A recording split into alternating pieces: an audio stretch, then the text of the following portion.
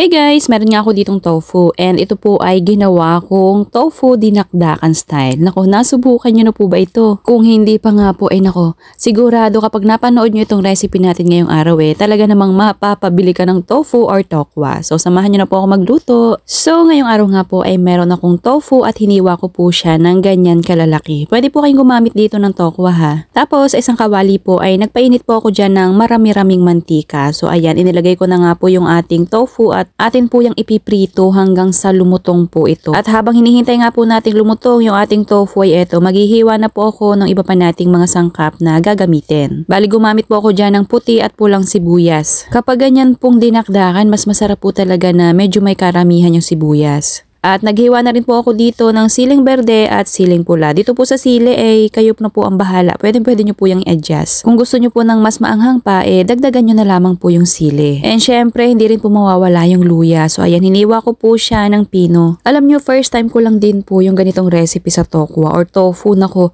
napakasarap po pala at talaga namang nadadagdagan na naman yung paborito kong luto sa tofu. Kaya naman kapag napanood nyo ito, nako, isubukan nyo na rin po. So ayan, malutong na nga po itong ating tofu. Kapag ganyan na po ay pwede nyo na po yung hanguin. Mas maganda po at saka mas masarap po talaga kapag palulutungin nyo po katulad po nito. So ayan, atin po munang patitigisin yung mantika.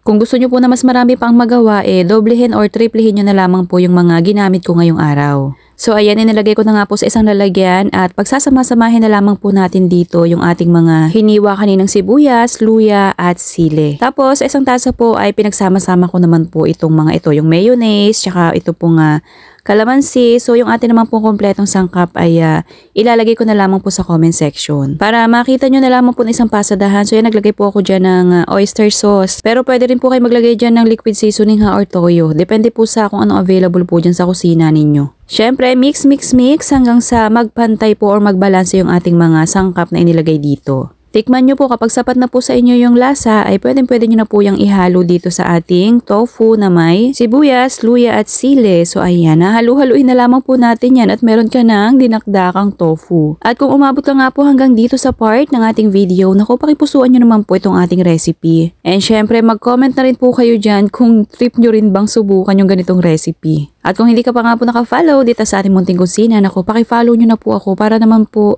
palagi kayong updated kapag meron po tayong ganitong mga bagong recipe. So ayan, sapat na sa akin yung lasa, kaya naman ipiplating na natin yan. At ayan na, ready to serve na yung ating tofu dinakdakan style. Masarap na ulam, and syempre alam nyo na, napakasarap din niyang pulutan. Kaya naman kung wala pa kayong naiisip dyan na ulam or hindi nyo pa po ito nasusubukan, nako, subukan nyo na po dahil talaga namang magugustuhan nyo rin. Serve and enjoy!